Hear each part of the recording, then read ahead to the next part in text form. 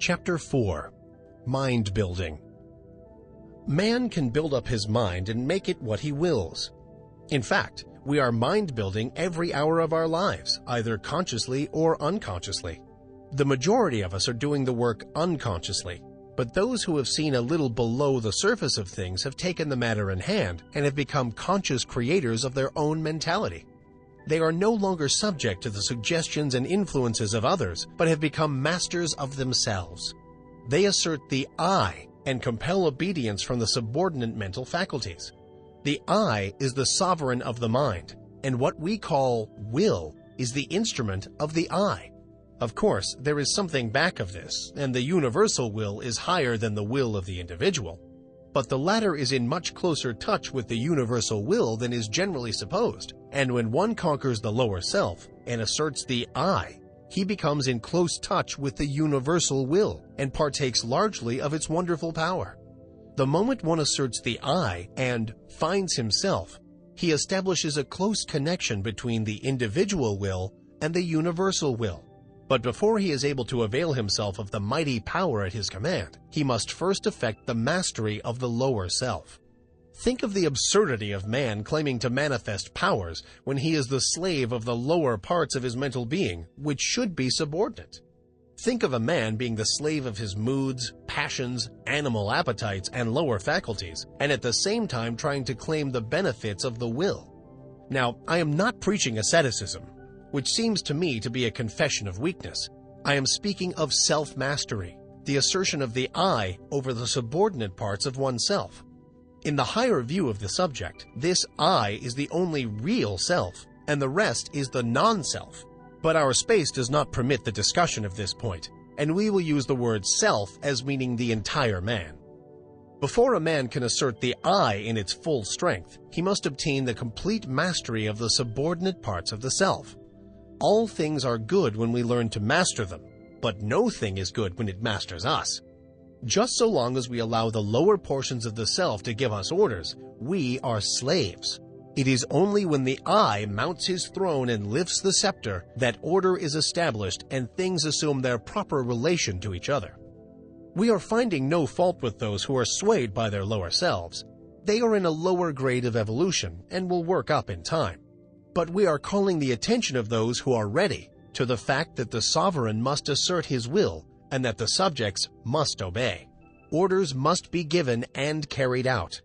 Rebellion must be put down and the rightful authority insisted upon.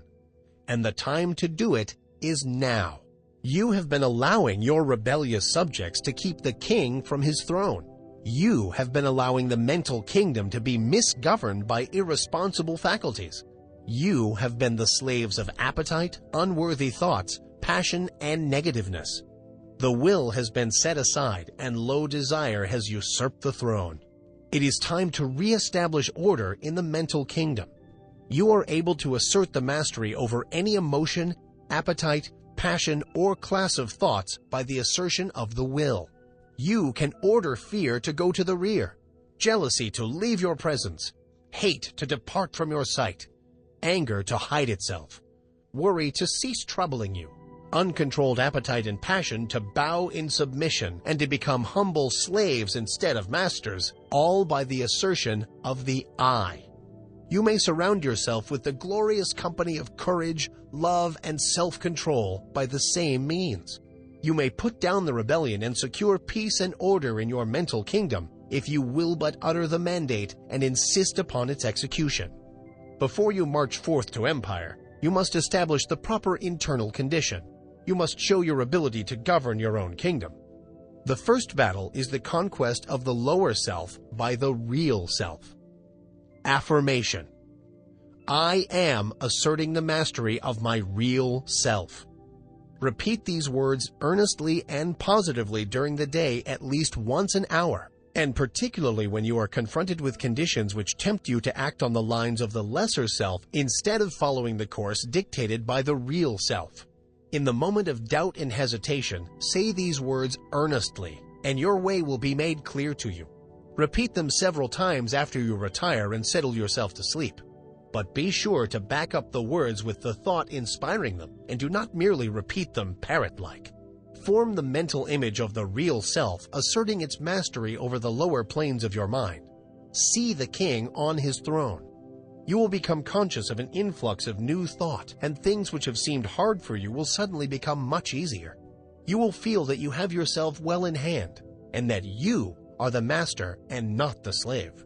The thought you are holding will manifest itself in action, and you will steadily grow to become that which you have in mind. Exercise.